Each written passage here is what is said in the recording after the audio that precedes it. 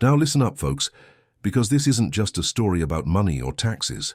This is a story about the land, about heritage, and about what happens when the little guy has to fight the whole darn system just to keep the dirt under his feet. Our story starts out in Redwood County, deep in the heart of what you might call the real America. Quiet roads, fields stretching out to the horizon, and folks who still wave when they pass your driveway. That's where Travis Miller lived.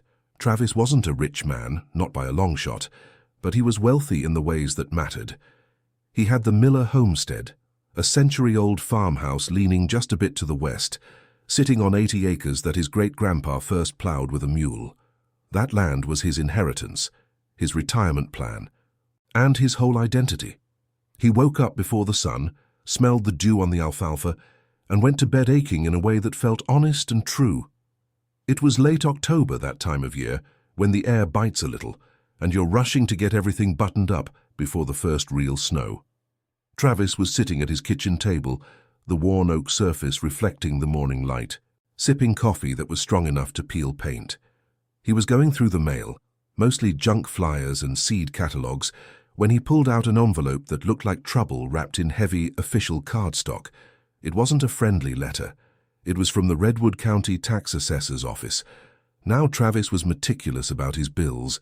He wasn't some fly-by-night operator. He paid his taxes on time every time, even if it meant tightening the belt a little extra in July. He'd learned that lesson from his Grandpa Joe. The government always gets their cut, Travis. Give it to 'em quick and clean, and they won't bother you. So, when he tore open that envelope, he expected maybe a small correction or a notice about the next quarterly payment. What he read instead made the blood drain right out of his face. The letter was cold, impersonal, and blunt. It stated in harsh, capitalized letters that the Miller homestead property, parcel ID 44B07, had an outstanding balance of $8,142, 56 in delinquent property taxes stretching back 3 years. Travis stared at the number, $8,000. That was impossible. He hadn't missed a payment since he took over the farm almost 20 years ago. He read the next paragraph, and that's when the real panic hit. It wasn't just a bill, it was a final demand. It stated that because the past 2 warning notices, which Travis swears he never received, had been ignored, the property was now slated for a tax lien foreclosure auction. The date was set for December 15th, just 6 weeks away. Foreclosure? Travis muttered, his voice catching in his throat. This wasn't just money. This was his life. He jumped up from the table, knocking his chair back and spilling the rest of his coffee. This couldn't be right. He went straight to the old metal filing cabinet in the den, the one his grandma had labeled Important Papers Only. He pulled out the thick folder labeled Taxes Property. He went through the records year by year, 2019, 2020, 2021.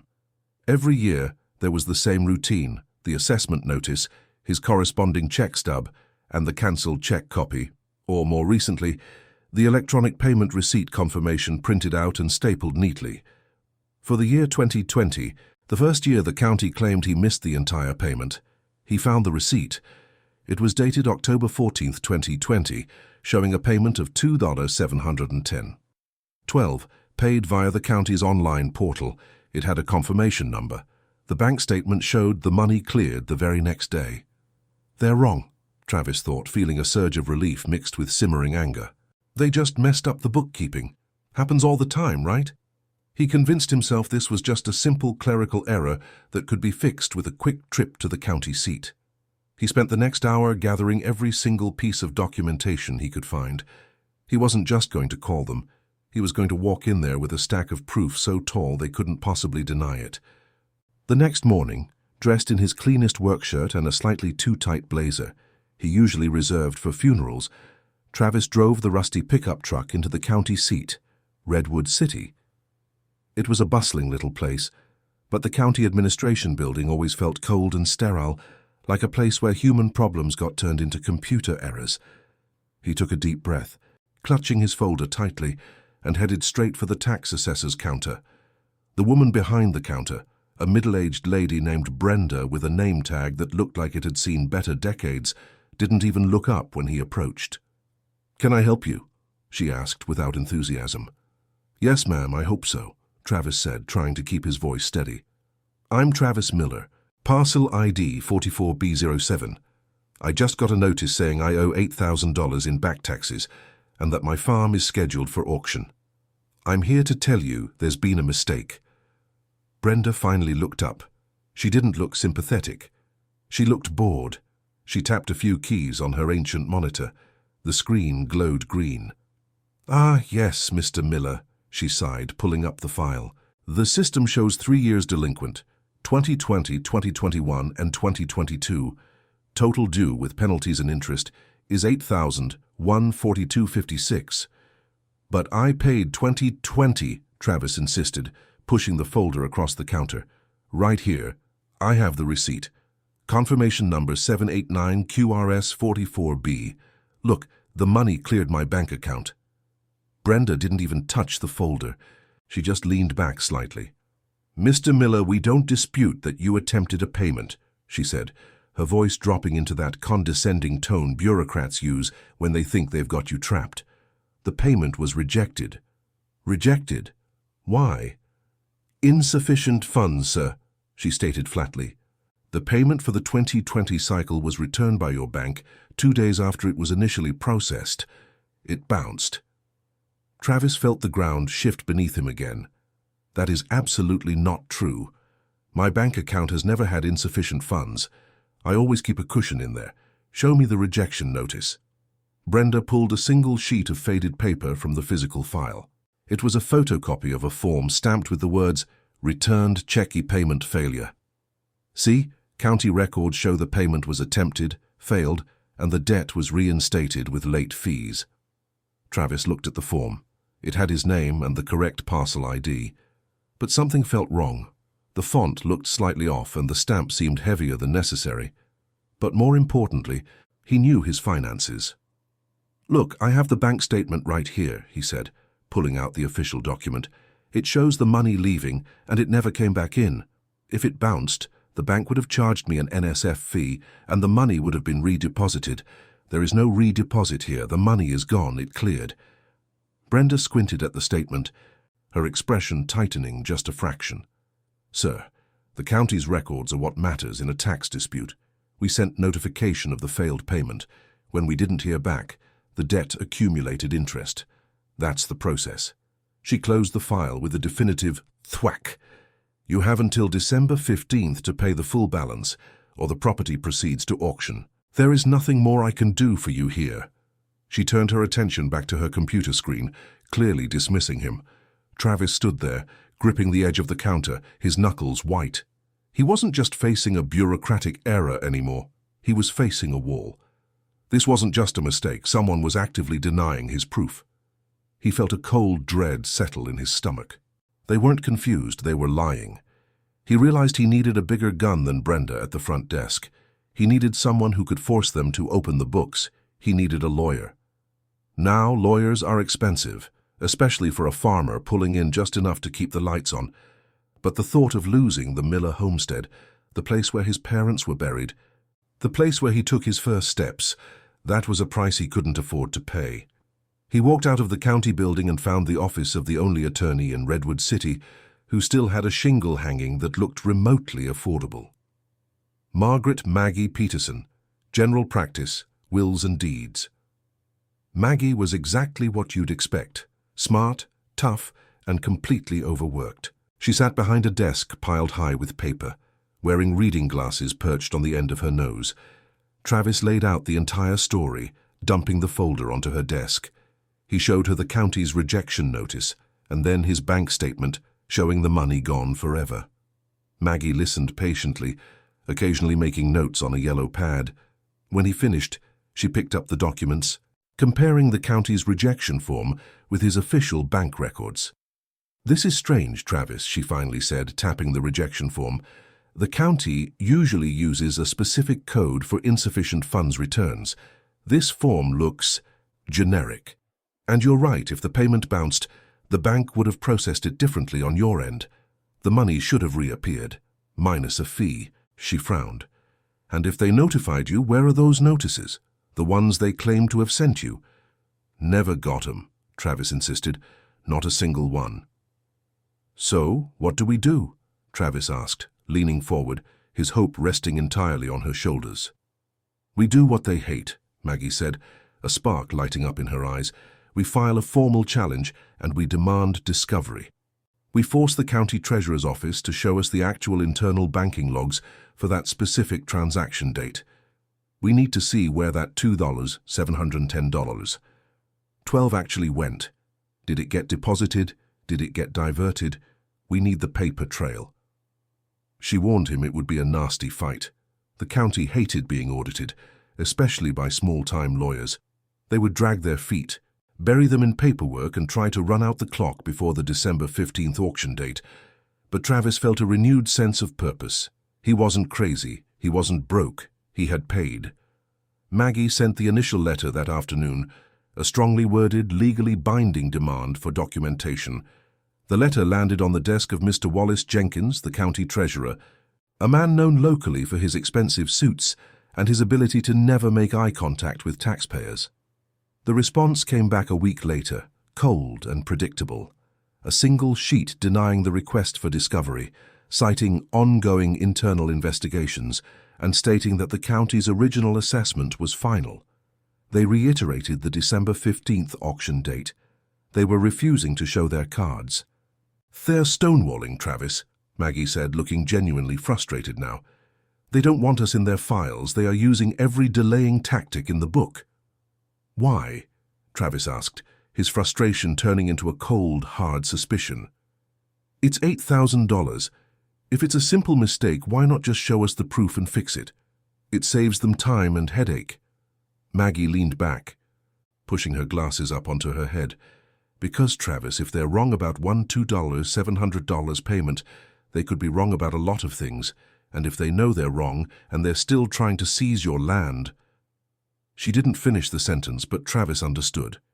If they were willing to lie about a rejected payment to steal his farm, then this wasn't an error. This was malice. This was a deliberate attempt to take his land. The fight had just gone from a simple clerical dispute to a full-blown war for the Miller homestead, and the clock was ticking down to December 15th. Travis knew he had to figure out not just where his $2,710 went, but why the county was so desperate to cover up the trail. He had a feeling that the answer was a lot bigger than just $8. Zero in back taxes. It had to be. Nobody fights this hard over a simple mistake.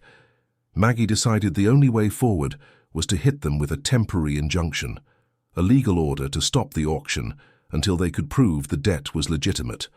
To get that, they needed some evidence that the county was engaging in bad faith. They needed to find the missing money, and fast. Travis went home that night, not to sleep but to dig. He didn't trust the county portal anymore, but he knew exactly how he had paid. He went back to his bank, demanding every single scrap of digital information related to that 2020 payment, including the routing numbers used for the county's account. He was going to follow the money himself. And what he found when the bank finally handed over the deep transaction records, the metadata showing exactly where his money landed, was the first crack in the county's carefully constructed wall. The money hadn't bounced. It had been routed, and it hadn't gone to the county's main tax account. It had gone somewhere else entirely. Now, folks, when Travis walked out of that bank with the deep transaction records, the metadata, as Maggie called it, he wasn't carrying a piece of paper. He was carrying a bomb. He knew he had the proof the county was lying, but he didn't know how they were lying, or where the money had actually gone. He drove straight back to Maggie Peterson's office. It was late afternoon, the shadows stretching long across the dusty parking lot. Maggie looked up, saw the fire in Travis's eyes, and knew he hadn't come back empty-handed.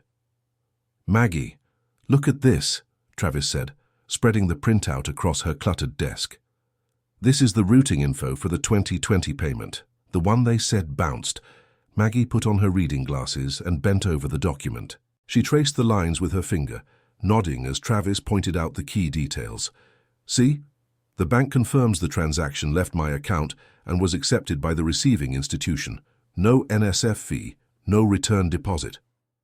"I see that, Travis," Maggie murmured, her voice serious. But look closer at the routing number, the first 9 digits of the bank identifier, that's standard. But the account number itself, that's not the primary Redwood County Treasury account. That account number is wrong. The county's main tax account was publicly listed. Every farmer in Redwood knew the number by heart. This one was different. It was a secondary obscure account that only appeared in the deep transactional logs. "What is it then?" Travis asked, his heart hammering against his ribs. Maggie picked up the phone and dialed a number she clearly knew well. She spoke quietly, referring to account numbers and transaction codes, explaining she was tracking a specific fund transfer from 3 years ago. She was talking to someone high up in a regional bank branch, a favor she was clearly calling in. Travis watched her, the silence in the office broken only by the scratch of her pen as she jotted notes. Finally, Maggie hung up the phone. She took off her glasses, pinched the bridge of her nose, and looked at Travis with an expression that was half grim, half triumphant. "Travis," she said, leaning forward, "your money didn't go to the county. It was routed to a holding account." The bank confirmed the account holder. It's a company called Redwood Property Solutions, LLC. Redwood Property Solutions, LLC. The name sounded clean, professional, and utterly harmless, but the implication was anything but. "A shell company?" Travis breathed. "Exactly," Maggie confirmed. "Your payment, which the county claimed was rejected due to insufficient funds, was actually accepted and immediately diverted into a private limited liability company, a company that has absolutely nothing to do with legitimate county tax collection." Travis felt a sickening wave wash over him. This wasn't a mistake. This wasn't bad bookkeeping. This was theft, calculated, deliberate, and backed by the authority of the county office. "They didn't just lie about the 2020 payment, Travis," Maggie continued, tapping the desk sharply. "They engineered a system to steal your payment, keep the money, and then claim you were delinquent. They wanted the land, and they were manufacturing the debt. Suddenly, the $8,000 debt wasn't just annoying, it was criminal evidence." "We need to check the other years," Travis urged. 2021 and 2022. They said those bounced too. They spent the next hour cross-referencing the bank data Travis had brought with the subsequent payments. And sure enough, the pattern held fast. Every single payment Travis had made, all 3 years the county claimed he owed, had been successfully processed, accepted, and immediately routed to Redwood Property Solutions, LLC. The county didn't just want $8,000, they wanted the Miller homestead, and they had already stolen $130 from Travis over 3 years, using a fraudulent system to disguise the theft. "This is it, Travis," Maggie said, gathering the documents into a binder. "This is the proof of bad faith we needed for the injunction. We don't just ask them to stop the auction. We accuse them of criminal conspiracy." Maggie worked through the night, drafting the emergency motion. She laid out the facts like shotgun pellets. The county claimed insufficient funds, but the money cleared. The county claimed the debt was valid, but the funds were verifiably diverted to a private shell company. She demanded an immediate temporary restraining order, TRO, on the December 15th auction, and a full independent audit of the county treasurer's office. The motion was filed first thing the next morning. The reaction from the county administration building was immediate and explosive. Treasurer Wallace Jenkins didn't just refuse to respond, he went on the attack. Maggie received a frantic phone call from the county attorney, Mr. Gerald Hayes, a slick operator who usually handled zoning disputes, not criminal cover-ups. Hayes didn't argue the facts, he argued the technicalities. He claimed that the routing to Redwood Property Solutions, LLC was merely an internal accounting error, related to a temporary, authorized holding account used during a software transition 3 years prior. He claimed the funds were eventually reconciled and applied to the proper county accounts, but only after the tax deadline had passed, meaning the penalties and interest still stood, and the $8,142.56 debt was still legitimate. It was a flimsy excuse, a desperate attempt to explain away a private corporation handling public tax money. "They're trying to pivot, Travis," Maggie explained, leaning into the phone as she relayed the conversation. "They've admitted the money went there, which is huge, but they're trying to recharacterize the theft as a glitch, and they are still refusing to provide any proof of this reconciliation they claim happened." The judge, A no-nonsense woman named Judge Thompson saw through the smokescreen. She scheduled an emergency hearing for the following week, just 10 days before the auction date, to rule on the TRO. She knew a serious allegation when she saw one, but 10 days was too long to wait, and Travis felt restless. He had spent his whole life trusting the system, and now he realized the system was actively trying to ruin him. He realized that if this scheme was elaborate enough to involve shell companies and fraudulent paperwork, he couldn't possibly be the only victim. "Maggie, how many people pay their taxes online in Redwood County?" Travis asked her one afternoon. "Most people now," she replied. "It's easier for the older folks."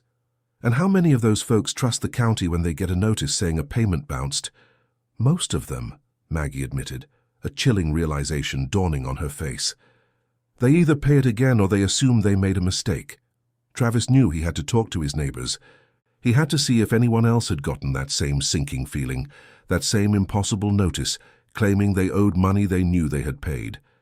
He started small, driving his pickup down the back roads he knew so well. He stopped at the farm of old man Earl Peterson, no relation to Maggie but a lifelong family friend. Earl had been farming the next valley over for 60 years.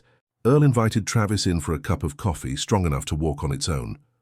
"Earl," Travis started, trying to sound casual, "I'm fighting the county on some back taxes. They're claiming I missed payments in 2020, 2021, the whole thing. Said the payments bounced." Earl's eyes narrowed. He put his mug down with a heavy clink. "Bounced, you say?" Earl repeated slowly. "Well, that's interesting. Travis, that's real interesting." Earl shuffled over to a kitchen cupboard and pulled out a stack of papers that looked suspiciously like Travis's own folder. "Last year, they hit me with a notice," Earl said, his voice laced with old frustration. "Said I owed $5, $500. Same years, 2020 and 2021. Said my electronic payments failed due to processing errors. I knew I paid it, Travis. I use automatic withdrawal. But they showed me this official-looking paper just like yours saying it failed." "What did you do?" Travis asked, leaning forward. "I'm 82 years old, Travis. I don't have the energy to fight the county. My wife got scared, so I paid it again. Took out a small loan against the tractor just to shut them up and save the land. But I tell you, that money they claimed I owed, it hurt." Travis felt a cold rush of certainty. It wasn't just him. They weren't just running a fraud. They were running a sophisticated operation designed to force farmers, especially the older ones, to pay double or lose their land. "Earl, when you got that second notice, did they ever mention the first payment you made?" "No, sir." Earl shook his head. "They just acted like I was confused. When I brought up the confirmation number, the clerk, a different one than Brenda, but just as sour, she just said, 'System error, sir. You still owe us.'" Travis thanked Earl and drove away, his mind racing. He stopped at 2 more farms that day. The story was the same. Confusing tax notices, claims of bounced payments, and an overwhelming sense of bureaucratic pressure that led them to just pay the debt again, or in one case simply sell a small, unwanted parcel of land to cover the alleged delinquency. But then he remembered something critical. He remembered how his neighbor, Joe Henderson, had lost his 40 acres down by the river 2 years ago. Joe was a widower, living on a fixed income, and suddenly he couldn't make ends meet. Travis drove straight to Joe's small rented house in town. "Joe, I need to talk about your land," Travis said bluntly after the initial greetings. "The 40 acres you sold in 2021. What happened?" Joe looked down, shame coloring his face. "Taxes, Travis. They hit me with a massive bill. Claimed I owed $1,200 going back 4 years. I couldn't pay it. I told them I paid 2018 and 2019, but they said the record showed partial payment failure. They threatened auction. I panicked." "Who bought the land, Joe?" Joe squinted, trying to remember the paperwork. It wasn't the county exactly. It was some investment group, a limited company. He snapped his fingers. "Yeah, I remember the letterhead.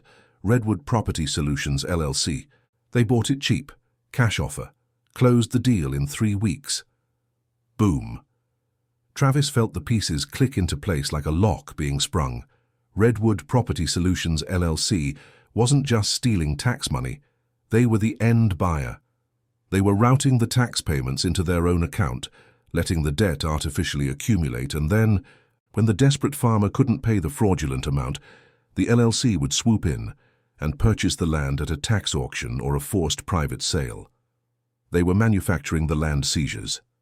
The $8,000 Travis supposedly owed was the key to unlocking 80 acres of prime farmland. Travis didn't waste another second. He raced back to Maggie's office, the setting sun casting long, ominous shadows.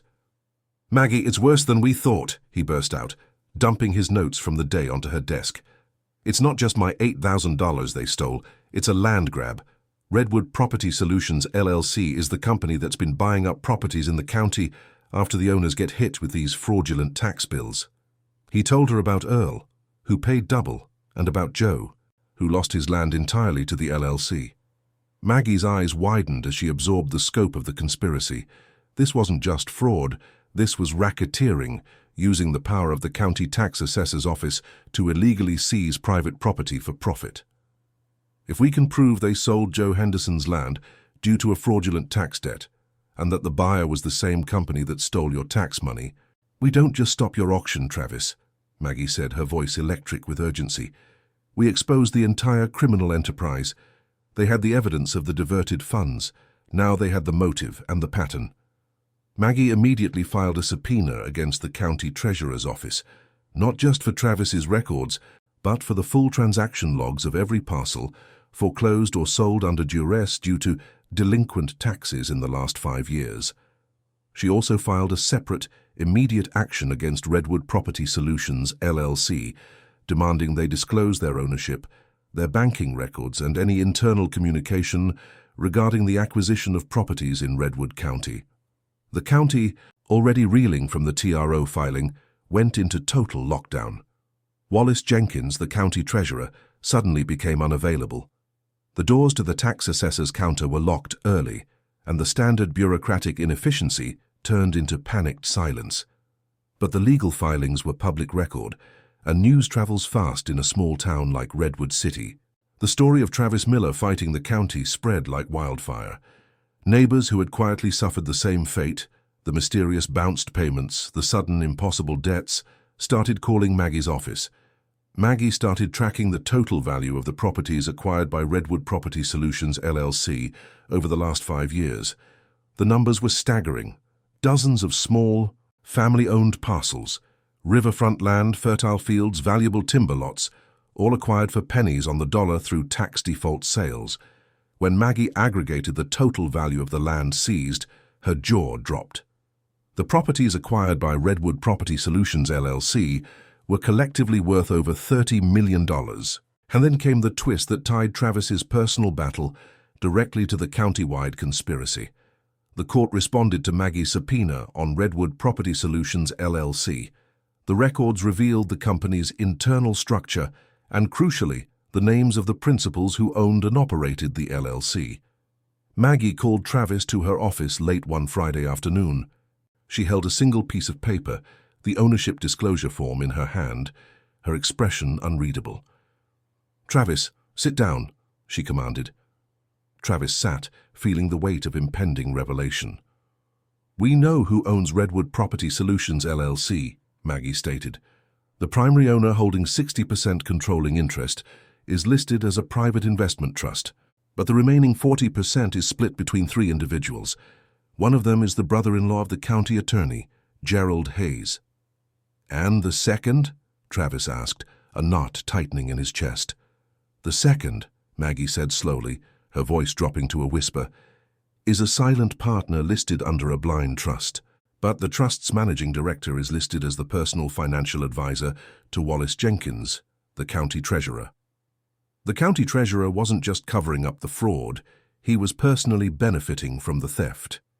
He was using his office to steal property and enrich himself and his associates. "And the third owner, Maggie?" Maggie took a deep breath, her eyes blazing with righteous anger. "The third owner, Travis, is the person who approved all the tax assessments, who oversaw the electronic payment system, and who signed off on every single foreclosure notice against you and your neighbors." She slammed the paper down on the desk, pointing to the name. "Brenda, the woman behind the counter," Travis muttered, recognizing the last name. "No," Maggie corrected, shaking her head. Brenda is just a clerk, it's her boss, the chief tax assessor for Redwood County, Mr. Raymond Stone. Raymond Stone, the man who had the ultimate authority over the county's tax records, was a silent partner in the company stealing the land. He was the architect of the whole scheme. Travis's initial anger about $8 in back taxes evaporated, replaced by cold fury at the depth of the betrayal. This was corruption on a scale he couldn't have imagined. The emergency hearing on the TRO was set for Monday morning. Maggie now had the evidence, the diverted money, the shell company, and the direct link between the company and the highest officials in the county tax office. But Maggie wasn't done digging into the financial records of the LLC. She was determined to find out exactly what happened to Travis's $2,710 payment after it hit the LLC account. When she got the detailed bank statements for Redwood Property Solutions LLC, she found the answer. The money hadn't just sat there. It had been immediately moved again, used to service loans the LLC held. Maggie calculated the total amount of money stolen from Travis across the 3 years, which was $830.40. She then calculated the interest the county should have paid him on that money had it been held in a legitimate, interest-bearing escrow account, plus the value of the land the county had tried to seize illegally. Maggie looked up from her calculator, a wide, fierce smile spreading across her face. "Travis," she announced, her voice filled with disbelief and triumph. "They don't owe us $8,000 because of the fraudulent seizure attempt, the punitive damages, the interest on the stolen funds, and the attorney fees. Redwood County doesn't just have to give you back your farm. Based on the value of the land they tried to steal and the money they diverted, they actually owe you money." She pushed the final calculation sheet across the desk. "You are not fighting an $8,000 debt anymore, Travis. You are suing them for damages. We don't owe them a cent. They owe you, Travis Miller, for the fraudulent seizure attempt of the Miller homestead, the sum of $300,000. The whole fight had flipped. Travis went from being a desperate farmer facing foreclosure to a man holding the key to exposing a massive, multi-million-dollar conspiracy, and the county was about to find out that trying to steal $8,000 from the little guy was the most expensive mistake they had ever made. The stage was set for the courtroom showdown. The whole fight had flipped. Travis went from being a desperate farmer facing foreclosure to a man holding the key to exposing a massive, multi-million-dollar conspiracy. And the county was about to find out that trying to steal $8,000 from the little guy was the most expensive mistake they had ever made. The stage was set for the courtroom showdown. That weekend, the air in Redwood City felt thick, charged with anticipation and dread. Travis didn't sleep much. He spent Saturday and Sunday at Maggie's office going over the evidence one more time. The documents, the bank records, the LLC ownership papers, the list of seized properties were no longer just dry legal filings. They were weapons. "They are going to try to settle, Travis," Maggie warned, pushing a stack of filings aside. "They're going to call me this weekend, maybe even call you. They'll offer to drop the debt, apologize for the error, and maybe slip you 10 grand for your trouble. Don't take it." "They stole Joe Henderson's 40 acres, Travis said, his voice hard. "They scared Earl Peterson into paying double. They tried to take my family's land. There is no money settlement big enough for that, Maggie. They have to face the music." Maggie smiled, a rare, genuine smile that crinkled the corners of her eyes. "That's what I like to hear, because we aren't just going for the $300,000 in damages, we're going for the truth." The phone didn't ring until Sunday evening. It was Gerald Hayes, the county attorney, sounding less slick and more frantic than before. "Maggie, we need to talk this down," Hayes pleaded, skipping the pleasantries. "This is getting out of hand. Wallace Jenkins is ready to sign an affidavit admitting an administrative oversight regarding the Miller account. We will immediately dismiss the foreclosure action, and we will cut Mr. Miller a check for $20,000 to cover his legal fees and inconvenience. Confidential settlement, of course."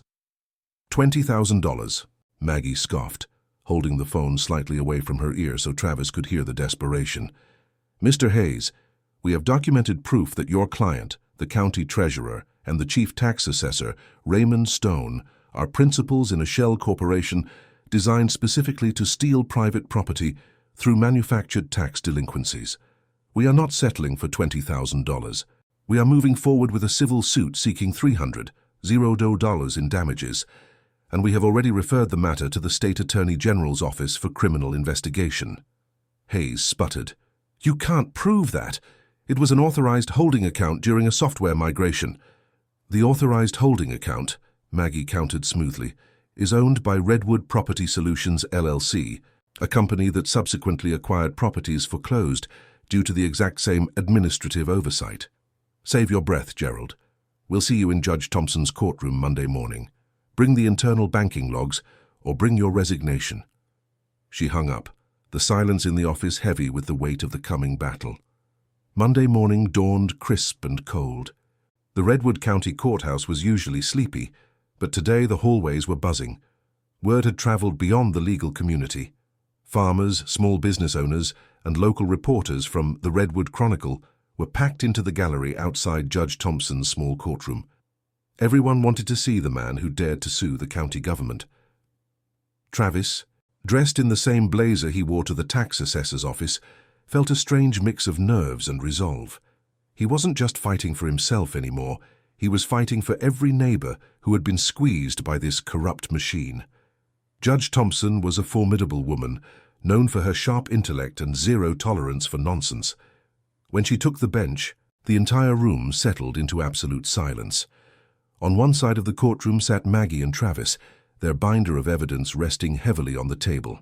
On the other side sat Gerald Hayes, sweating slightly in his expensive suit, flanked by Wallace Jenkins, the county treasurer, who looked pale and refused to meet anyone's eye. Raymond Stone, the chief tax assessor, was conspicuously absent. Hayes claimed he was out on sick leave. Judge Thompson started simply. This is an emergency hearing regarding the motion for a temporary restraining order on the foreclosure auction of parcel ID 44B07, the Miller Homestead. Ms. Peterson, you may present your case. Maggie stood up, calm and professional. She didn't shout. She spoke with quiet authority. Your Honor, we are not here to dispute an $8,000 debt. We are here to expose a massive systemic fraud perpetrated by the highest levels of the Redwood County Tax Assessor's Office, designed to illegally seize private farmland. She laid out the facts, starting with the year 2020. She showed the court Travis's bank statement proving the payment cleared. She showed the county's fraudulent, insufficient funds rejection notice. And finally, Your Honor, Maggie continued, holding up the deep transaction record, we traced the funds. Mr. Miller's tax payments were not returned to him, nor were they deposited into the county's legitimate treasury account. They were diverted. She paused for dramatic effect, letting the word diverted hang in the air. The funds were routed directly to a private entity, Redwood Property Solutions LLC, a shell corporation with no legitimate ties to public tax collection. Gerald Hayes jumped to his feet. Objection, Your Honor. Counsel is making baseless accusations of criminal conduct. This account was part of an internal— I'll allow it, Mr. Hayes. Judge Thompson cut him off, her voice like ice. Ms. Peterson has provided documentation of the fund transfer. You will have a chance to rebut. Continue, Ms. Peterson. Maggie then delivered the final blow. She presented the ownership documents of Redwood Property Solutions LLC, naming the principals, the county attorney's brother-in-law, the treasurer's financial advisor, and, most damningly, the chief tax assessor, Raymond Stone. This is not an administrative error, Your Honor, Maggie concluded, looking directly at the bench. This is a criminal conspiracy where public officials use their authority to manufacture debt, steal tax payments, and then seize the properties of unsuspecting citizens using Redwood Property Solutions LLC as the instrument of the land grab. We have identified dozens of properties, including the 40 acres owned by Mr. Joseph Henderson, acquired by this LLC following identical fraudulent tax delinquency notices. The courtroom buzzed. Wallace Jenkins, the treasurer, looked like he might faint. Now it was Hayes's turn. He tried his best, sticking rigidly to the internal accounting error script. He argued that the LLC was merely a temporary holding vehicle and that the funds were eventually reconciled, though he could not produce a single document proving this reconciliation. And what about the ownership structure, Mr. Hayes? Judge Thompson pressed, leaning over the bench. "Are you asserting that the chief tax assessor, Mr. Stone, being a part owner of the company that purchases foreclosed properties, is also an administrative oversight?" Hayes stammered. "Your Honor, Mr. Stone's interest is passive, and he took great pains to ensure no conflict of interest." "He signed the foreclosure notices," Maggie interjected. "He authorized the seizure of land that his own company was poised to purchase. That is not passive." "Your Honor, that is active theft." Judge Thompson slammed her gavel once. "The court has heard enough regarding the motion for a temporary restraining order. Based on the compelling evidence of diverted funds, the fraudulent debt claim, and the clear conflict of interest among county officials, the court finds that the foreclosure process against the Miller homestead is fundamentally flawed and likely fraudulent. The auction scheduled for December 15th is hereby placed under immediate and permanent injunction." A collective sigh of relief swept through the gallery, but Maggie wasn't finished. "Your Honor," she said before the judge could move on, "we have filed a civil counterclaim against Redwood County and the named individuals in this conspiracy, seeking punitive and compensatory damages. Not only did the county attempt to steal Mr. Miller's land, but they successfully stole 3 years of tax payments. When calculating the value of the land, they tried to seize the interest on the stolen funds and the damages incurred by Mr. Miller. The county does not owe him $8,000. They owe him significantly more." She presented the final calculation. "We are seeking a judgment of $300,000 against Redwood County for the fraudulent seizure attempt of the Miller homestead." The number hit the courtroom like thunder. $300,000. The little farmer who owed $8,000 was now suing the county for nearly $500,000. Judge Thompson maintained her composure, but the corner of her mouth twitched. "Mr. Hayes, the court finds this counterclaim to be entirely within the scope of the alleged damages. The court will allow the filing. Furthermore, the allegations of systemic fraud are too serious to ignore. I'm ordering an immediate independent external audit of the entire Redwood County Tax Assessor's Office, specifically focusing on all electronic payments processed between 2018 and the present, and all transactions involving Redwood Property Solutions, LLC. She looked straight at Wallace Jenkins, the treasurer. "Mr. Jenkins, you and Mr. Stone are hereby ordered to cooperate fully with the auditors. Any attempt to conceal or destroy documents will be met with the full contempt of this court." The hearing was adjourned. The injunction was granted. The county was facing a $300,000 lawsuit and a criminal investigation. Travis shook Maggie's hand, unable to speak, the relief and shock overwhelming him. They had won the first battle. His land was safe. But the real fight was just beginning. As Travis and Maggie left the courtroom, they were swarmed by reporters, and more importantly, by their neighbors. "Travis, they did the same thing to me," shouted a woman named Carol from the far end of the county. "I paid my 2019 assessment, and they claimed it bounced. I ended up selling 2 acres of timber to pay the penalty." Old Earl Peterson pushed his way through the crowd, tears welling in his eyes. "You proved it, Travis. You proved they stole my money." Maggie quickly took charge, directing people who believed they were victims to her office. The scope of the conspiracy exploded overnight. By the end of the day, Maggie had a waiting list of over 30 families with identical stories. Notices of delinquent taxes, claims of bounced e-payments, and often subsequent pressure to sell or pay double. The local newspaper, the Redwood Chronicle, ran a massive front-page headline that afternoon. "County Treasurer implicated in $30 million land grab scheme. Farmer sues for $300K." The political earthquake was immediate. Wallace Jenkins, the county treasurer, was placed on immediate administrative leave by the county commissioners, though he still refused to resign. Raymond Stone, the chief tax assessor, vanished entirely, supposedly still on sick leave, though rumors circulated that he had left the state. The state attorney general's office, having received Maggie's detailed referral, officially announced they were launching a joint criminal investigation with the state police into racketeering and public corruption in Redwood County. Maggie and Travis, now working with a small team of volunteer paralegals who believed in their cause, began piecing together the true scale of the operation.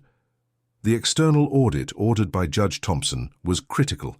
It gave them access to the county's internal payment processing systems. What they found was simple yet brilliant in its malice.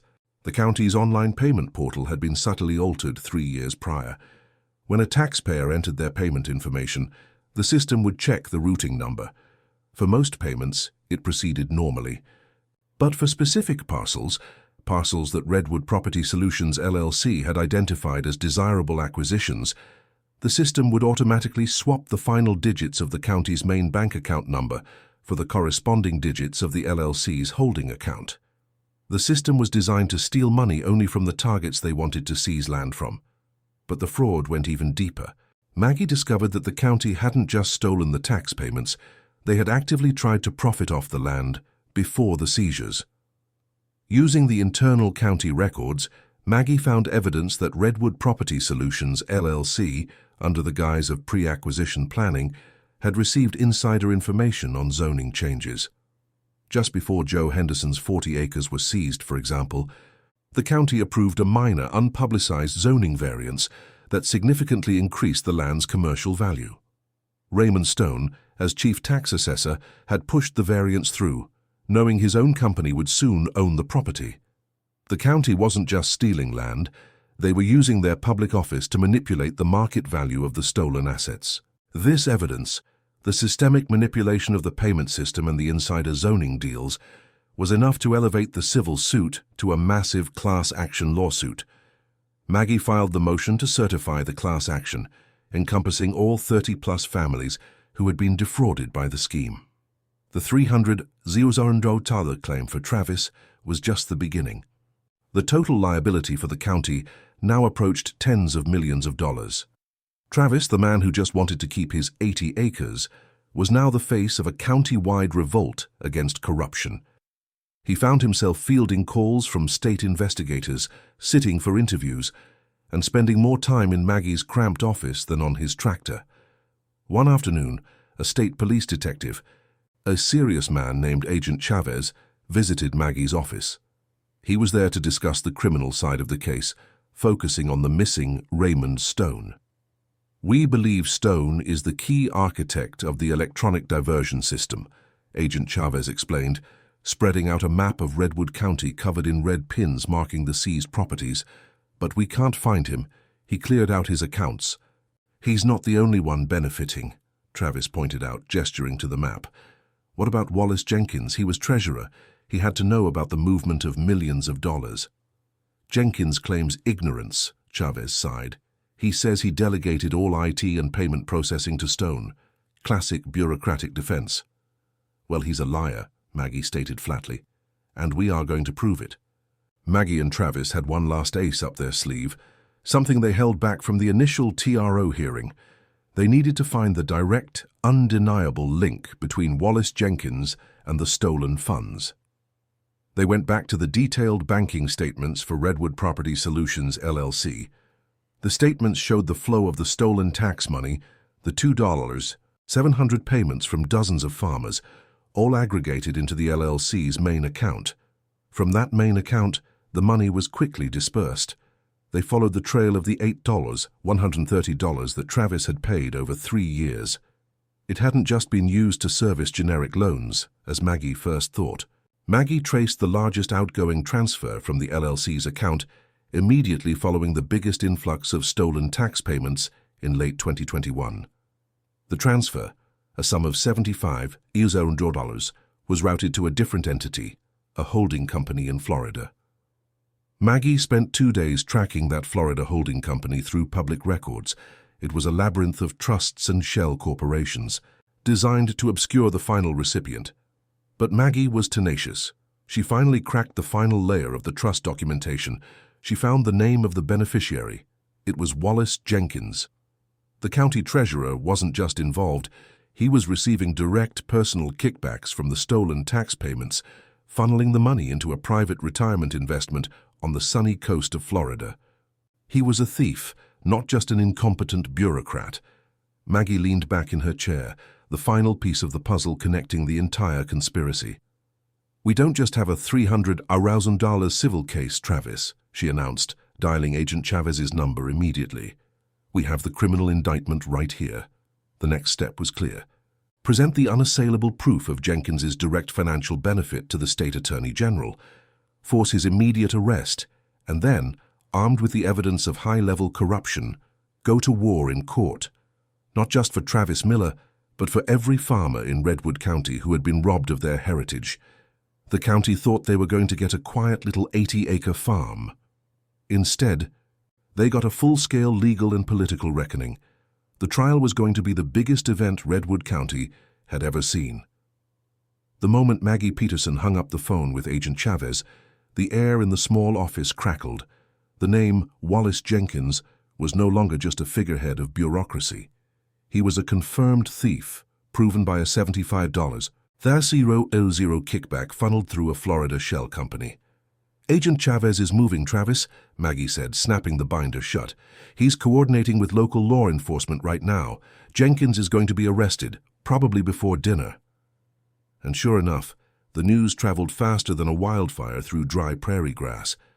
By 6 p.m., the local news channels were showing blurry footage of Wallace Jenkins, the county treasurer who wore $1,000 suits and claimed to manage Redwood County's finances with impeccable precision, being escorted out of his sprawling home in handcuffs. He looked stunned, his face gray and slack, shielded by his high-priced defense attorney, who was already shouting about unfounded political persecution. The arrest of Jenkins was the political earthquake Redwood County needed. It proved, beyond a doubt, that Travis Miller's fight wasn't paranoia. It was righteous indignation against high-level corruption. With the key financial player now in custody, Maggie moved like a freight train. The next morning, she filed the motion to certify the class action lawsuit. She didn't just represent Travis and his $300,000 claim anymore. She represented every single family that had been targeted by Redwood Property Solutions, LLC. The list was heartbreaking. 37 families in total, farmers who had paid double, elderly couples forced to take out high-interest loans, and, most tragically, those who had already lost their land entirely, like Joe Henderson. The county attorney, Gerald Hayes, now scrambling without his primary conspirator, fought the class action tooth and nail. He argued that the cases were too complex and varied, claiming each administrative error was unique. But Judge Thompson was done with the county's excuses. She looked at the evidence. The identical fraudulent bounced payment notices, the shared recipient account, Redwood Property Solutions, LLC, and the common perpetrators, Stone and Jenkins. "Mr. Hayes," Judge Thompson declared in a ruling that echoed through the entire county, "the only thing complex about this case is the criminal web spun by your clients. The pattern of fraud is clear. The court hereby certifies the class action, Miller et al. Versus Redwood County, Wallace Jenkins and Redwood Property Solutions, LLC." Now Travis Miller, the quiet farmer, was officially the lead plaintiff in a multi-million-dollar lawsuit. The total liability the county faced, including recouping the land value for the families who had lost their farms, was estimated to be north of $40 million. The pressure on Travis became immense. Reporters camped out on his dusty driveway. Television satellite trucks, usually reserved for covering the annual county fair, were parked on the edge of the Miller homestead. He didn't want the spotlight, he just wanted to farm. But he knew he couldn't back down. "They are going to try to break you, Travis," Maggie warned him. She had hired a temporary security guard for her office and advised Travis to be careful on his property. "They have lost the legal battle, so now they will try to win the public relations war." And they did. Suddenly, leaks started appearing in the press, not in the Redwood Chronicle, which was now fiercely on Travis's side but in regional papers. The leaks claimed Travis Miller was a known tax dodger who was simply trying to exploit a minor accounting mistake for personal gain. They hinted that his farm was poorly managed and that the land seizure was actually an attempt to save valuable agricultural land from ruin. Travis laughed when he read the paper. "My land is better managed than the county treasurer's ethics, Maggie." But the psychological toll was heavy. Every time he drove his tractor, he felt eyes on him. Every time he went to the feed store, people whispered. Yet, the support from the farming community was overwhelming. Farmers started bringing him pies, stopping by to help with fence mending, and dropping off stacks of their own suspicious tax documents for Maggie to review. They were united. Meanwhile, Raymond Stone, the chief tax assessor and the brains behind the electronic diversion system, remained missing. The state police suspected he had fled the country, likely with a substantial nest egg. His absence protected him from immediate arrest, but it also served as damning evidence for the prosecution. Only a guilty man runs. The trial date for the civil suit, Miller et al. Versus Redwood County, was set aggressively fast by Judge Thompson, who wanted this mess cleaned up before the holidays. It was scheduled to begin the first Monday in December. Maggie and Travis spent the last few weeks preparing their case with surgical precision. They needed to take complex banking fraud and distill it into a simple story that a jury of Redwood County citizens could understand. They stole the money, and they tried to steal the land. "We don't talk about metadata or holding accounts at Travis," Maggie instructed. "We talk about the check you wrote, the money leaving your bank, and the county lying about it." Travis's role was crucial. He wasn't just the victim, he was the face of the class. He needed to be calm, credible, and utterly honest. "Tell them what that land means to you," Maggie advised. "Tell them what it felt like when they told you your inheritance was going up for auction." On the first Monday of December, the atmosphere in the Redwood County Courthouse was electric. The jury selection was arduous, but Maggie insisted on finding people who understood the value of land and the importance of paying one's due, people who would be immediately skeptical of a government official claiming a $75 voodoo administrative oversight. When the trial finally began, the courtroom was standing room only. Wallace Jenkins, out on bail, sat next to Gerald Hayes, looking pale and small. Judge Thompson gave her opening instructions, and then it was time for the opening statements. Gerald Hayes stood up first for the county, slicking back his hair and trying to project an air of injured professionalism. "Ladies and gentlemen of the jury," Hayes began, speaking in a smooth, lawyerly rhythm, "this case is about a simple, regrettable, but entirely fixable IT failure. We do not deny that Mr. Miller's payments, and perhaps others, were temporarily misrouted due to an unauthorized software patch installed by a rogue employee, Mr. Raymond Stone, who has since disappeared and will face justice." Hayes tried to paint Jenkins as an innocent, overburdened public servant who trusted his staff too much. He claimed the county had offered to drop the debt and apologize, but Travis Miller was being greedy, using a minor error to extract millions from the taxpayers of Redwood County. "We are not denying that Mr. Miller should get his $8,000 back," Hayes insisted, turning to the jury with a practiced, regretful expression. "But we ask you, is a simple accounting error worth bankrupting the county with a frivolous $300 lawsuit?" When Maggie Peterson stood up, she didn't rush. She walked to the center of the courtroom, wearing a simple but sharp suit, and she looked directly at the jury, a group of mostly farmers and small business owners.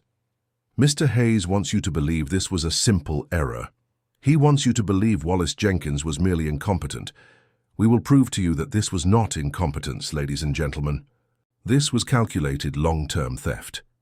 Maggie held up a blown-up exhibit, the ownership documents of Redwood Property Solutions, LLC. "This is the company that received Mr. Miller's money, and the money of dozens of your neighbors," she stated clearly. "Who owns this company? The chief tax assessor, the man responsible for the payment system, the financial advisor to the county treasurer, and the brother-in-law of Mr. Hayes." She let the connection sink in. They created the company to steal the payments. They manufactured the debt.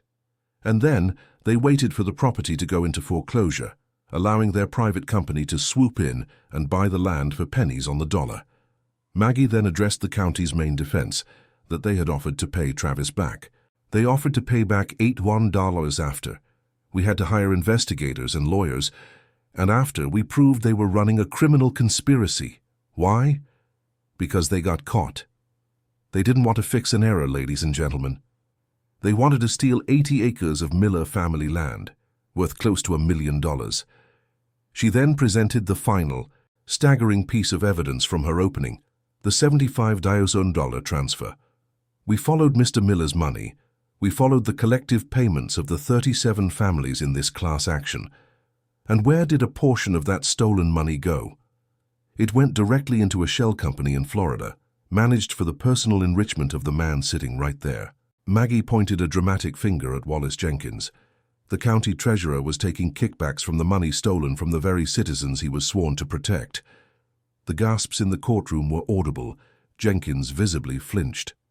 "We are not suing for $300,000 because of an inconvenience, as Mr. Hayes suggests," Maggie concluded, her voice ringing with conviction. "We are suing for $300, dollars, because that is the price of punitive damages for attempting to destroy a family's heritage through criminal fraud. We will prove that Redwood County owes Travis Miller $300, and they owe the 37 families in this class action justice." The first few days of the trial were dedicated to laying the foundation of the fraud.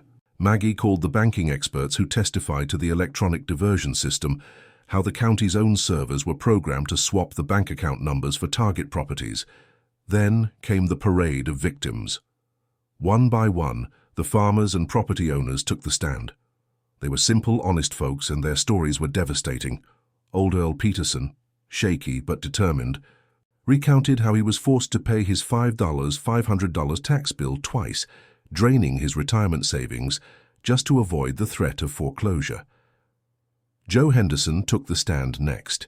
He told the jury how he had lost his wife, and then, due to the pressure of the unexpected $12,000 tax bill, he had been forced to sell his 40 acres, the land he had always planned to leave to his grandkids, to Redwood Property Solutions LLC for a fraction of its true value.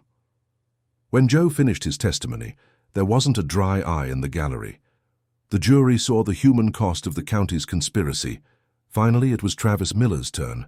He walked to the stand, carrying the weight of his family's history and the hopes of his community. Maggie started with the simple facts: the letter, the initial shock, the trip to the county office. "Mr. Miller," Maggie asked gently, "when Brenda at the counter told you your payment bounced, what did you think?" "I thought she was wrong," Travis said, his voice steady. "I knew I paid it. I brought the proof. But then, when she refused to look at my bank statement, and the treasurer's office stonewalled us, that's when I knew it wasn't a mistake. They were lying. They were actively trying to steal my farm." "And what does that farm mean to you, Travis?" Travis looked out at the jury, his eyes clear. "That farm is everything. It's not just 80 acres of dirt. It's where my great-grandpa built his life. It's where my parents are buried. Losing that land back, that's losing your identity. It's losing your history. And they tried to take it away over a fraudulent $8,000 debt." The cross-examination by Gerald Hayes was brutal. Hayes tried to paint Travis as an opportunist, picking apart his bank records, suggesting he was just trying to get rich off a technicality. "Mr. Miller, isn't it true that you stand to gain $300,000 from this lawsuit?" Hayes pressed, trying to make Travis sound greedy. "I stand to gain justice, sir," Travis countered, looking Hayes straight in the eye. "And I stand to make sure that what happened to Joe Henderson and Earl Peterson never happens again. They tried to steal my land and my money. We proved they owed me more than I ever owed them. I'm asking the county to pay for their crime." Hayes faltered. Travis's honesty was impossible to break down. The defense was collapsing. Wallace Jenkins's testimony was disastrous. He claimed he signed documents without reading them, blamed Raymond Stone for everything, and swore he had no knowledge of the Florida kickback account, even when Maggie produced the wire transfer receipt with his name on it. "Mr. Jenkins," Maggie grilled him, holding the receipt aloft, "are you telling this court that a company that stole tax money from your citizens sent $75,000 to a private retirement account benefiting you, and you had no idea where that money came from?" Jenkins, sweating profusely, could only mumble, "I delegated my financial affairs." "You delegated theft, Mr. Jenkins," Maggie snapped. The final days of the trial were dedicated to the financial figures. Maggie brought in a forensic accountant who laid out the full scale of the fraud. The $8,130 stolen from Travis, the millions taken from the class members, and the $30 million value of the properties acquired by Redwood Property Solutions LLC. In her powerful closing argument, Maggie brought it all back to the simple betrayal. The county's job is to serve you. Instead, they served themselves. They used their authority as a weapon against the very people who pay their salaries. They looked at Travis Miller. They looked at Joe Henderson. And they didn't see honest citizens. They saw 80 acres, 40 acres, land they could steal and profit from. She slammed her hand down on the table. They owe Travis Miller $300,000, not because he is greedy, but because that is the price of restoring justice and punishing corruption. Send a message, ladies and gentlemen. Tell Redwood County that the little guy matters and that the rule of law still applies, even to those in power. The jury retired to deliberate. The courthouse emptied, leaving Travis, Maggie, and a handful of anxious neighbors waiting for the verdict that would either vindicate them or leave the county's corruption intact. The waiting was the hardest part. Travis tried to read, but the words swam. He kept thinking about the look on Joe Henderson's face when he talked about losing his land. After 6 agonizing hours, the bailiff reappeared. The court was called back into session. The jury had reached a verdict. Travis stood beside Maggie, his heart pounding a rhythm against his ribs. Wallace Jenkins and Gerald Hayes stood opposite them, pale and tense. Judge Thompson returned to the bench. "Has the jury reached a unanimous verdict?"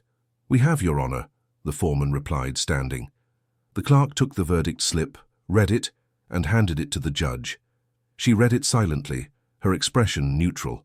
She then handed it back to the clerk. "In the matter of Miller et al. Versus Redwood County, Wallace Jenkins and Redwood Property Solutions, LLC," the clerk began, his voice echoing in the silent room, "on the claim of fraudulent seizure attempt and compensatory damages for Mr. Travis Miller." He read the verdict. "We, the jury, find in favor of the plaintiff, Travis Miller." A wave of quiet relief washed over the gallery. But the clerk wasn't finished. "And we assess damages against the defendants in the amount of—" The clerk paused, taking a breath that seemed to last an eternity. Travis held his breath. "The sum of a 300,000. The courtroom erupted. Travis turned to Maggie, a slow, stunned grin spreading across his face. They had done it. They had won the full amount, but the victory was far from complete. The jury still had to rule on the massive class action suit, determining the collective fate of the 37 families and the ultimate liability of Redwood County. And more importantly, Raymond Stone was still free. The civil case was won, but the criminal case, the true reckoning, was just getting started. The county was forced to pay Travis Miller $300,000, but the entire corrupt apparatus was about to fall apart. Now listen up, folks, because that $300,000 verdict wasn't just a number on a piece of paper. It was a cannon shot fired across the bow of the entire Redwood County establishment. The moment the jury delivered that judgment for Travis Miller, the ground beneath the county administration building truly cracked. Wallace Jenkins, the now disgraced treasurer, was facing serious prison time, and the county itself was staring down the barrel of a multi-million-dollar class-action lawsuit. Gerald Hayes, the county attorney, knew the jig was up. He couldn't risk the full class-action trial. The evidence Maggie had already presented, the diverted funds, the shell company ownership, the kickbacks to Jenkins, was damning. If a jury saw the full parade of 37 families who had been robbed, the county would be bankrupted instantly. The county commissioners, who had desperately tried to distance themselves from Jenkins and Stone, realized they had only one choice: immediate sweeping settlement. Maggie Peterson, now officially the most popular and terrifying lawyer in 3 counties, met with the county's negotiating team 2 days after the verdict. She didn't mince words. "We are not negotiating the $300,000 judgment for Travis Miller. That is settled," Maggie told them, folding her hands neatly on the table. "We are negotiating the fate of the 37 families in the class action and the total value of the properties seized by Redwood Property Solutions, LLC. The negotiations lasted 72 agonizing hours, fueled by stale coffee and the fear of financial ruin. Maggie demanded 2 non-negotiable points. First, every single piece of land acquired by Redwood Property Solutions, LLC due to fraudulent tax delinquency must be immediately transferred back to the original rightful owners, free and clear. That meant Joe Henderson got his 40 acres back. That meant the Miller homestead was secure forever. Second, for the families who'd been forced to pay double, like Earl Peterson, or who had suffered other damages, the county would establish a substantial compensation fund, overseen by an independent third party, to reimburse every penny stolen, plus interest and punitive damages. The county fought hard, primarily over the value of the seized land, which Redwood Property Solutions LLC had already started developing or flipping. But Maggie held firm. She had the law, the jury verdict, and the State Attorney General's criminal investigation breathing down their necks. Finally, the county folded. The settlement was announced late on a Thursday afternoon. Redwood County agreed to pay out a collective sum of $42 million in damages and land restoration to the 37 families defrauded by the scheme. $42 million. It was a figure that stunned the state. It was the largest settlement in the history of Redwood County, and it officially ended the land grab conspiracy. Travis Miller, standing next to Maggie as she announced the victory on the courthouse steps, felt a wave of profound relief. His fight over $8 million had not only saved his farm, but had restored the land and dignity of his entire community. "This is not about the money," Travis told the assembled reporters, looking directly into the camera. "This is about proving that when the government lies and tries to steal from you, you can fight back, and you can win." The civil suit was done, but the criminal reckoning was just beginning. With the settlement secured, the focus shifted entirely to the State Attorney General's office and Agent Chavez. They had Wallace Jenkins, the treasurer, but they needed Raymond Stone, the chief tax assessor, who was still in the wind. Jenkins, facing overwhelming evidence and the threat of a long sentence, finally broke. He entered into a plea agreement. He pleaded guilty to conspiracy and misapplication of public funds. In exchange for a reduced sentence, still a decade in federal prison, he agreed to cooperate fully. And Jenkins knew where Stone was. It turned out Raymond Stone hadn't fled to some exotic, non-extraditable island. He was hiding closer to home, relying on arrogance and the complexity of his own financial web. Jenkins revealed that Stone had established a highly secured, remote cabin in the vast unorganized territory of northern Maine, purchased years ago through a blind trust funded by early kickbacks from Redwood Property Solutions LLC. Stone believed that if he stayed quiet and off the grid long enough, the heat would die down. It didn't. Within 48 hours of Jenkins's confession, a joint task force tracked Stone to the cabin. He was apprehended without incident, found sitting alone, staring at the snow outside, surrounded by empty whiskey bottles and printouts of the county's financial records, the last vestiges of the power he had abused. Raymond Stone was extradited back to Redwood County to face charges of racketeering, grand larceny, and public corruption. With both architects of the conspiracy in custody, the state's case was airtight. The trials were swift. Wallace Jenkins served his time, stripped of his assets and his reputation. Raymond Stone, the mastermind who engineered the electronic theft system, received a harsher sentence, a stark warning to any public official who thought they could profit from betraying the public trust. Gerald Hayes, the county attorney who had spent years covering for his co-conspirators, was disbarred. Redwood County was forced to completely overhaul its tax collection system. The county administration building, once a symbol of cold bureaucracy, was cleaned out. New officials were brought in, committed to transparency. Every payment, every assessment was subjected to rigorous public oversight. The county was financially strained, yes, but Maggie Peterson argued, and the community agreed, that the price of cleaning up corruption was worth every cent. As for the victims, the restoration of justice was profound.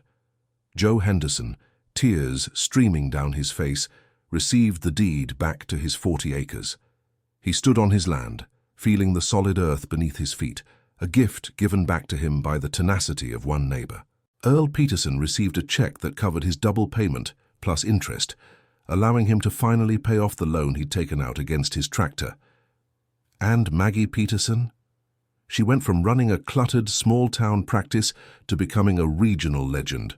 She hired 3 new lawyers, upgraded her office, and became the go-to attorney for anyone fighting a powerful, corrupt system. She never lost her fierce honesty, though.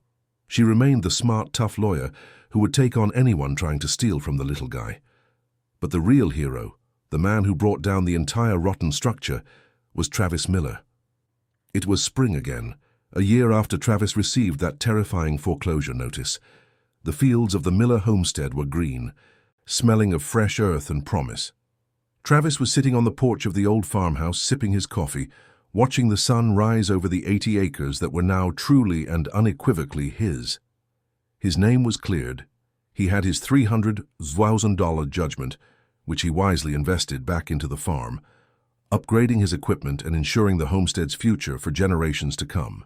He was no longer just Travis Miller, the farmer. He was Travis Miller, the man who fought the system and won. He wasn't a hero, though. He was just a man who knew he'd paid his bills and who had the courage to follow the money trail when everyone told him he was crazy or wrong. He thought about the fight, the fear, the frustration, the cold fury when he realized they were lying.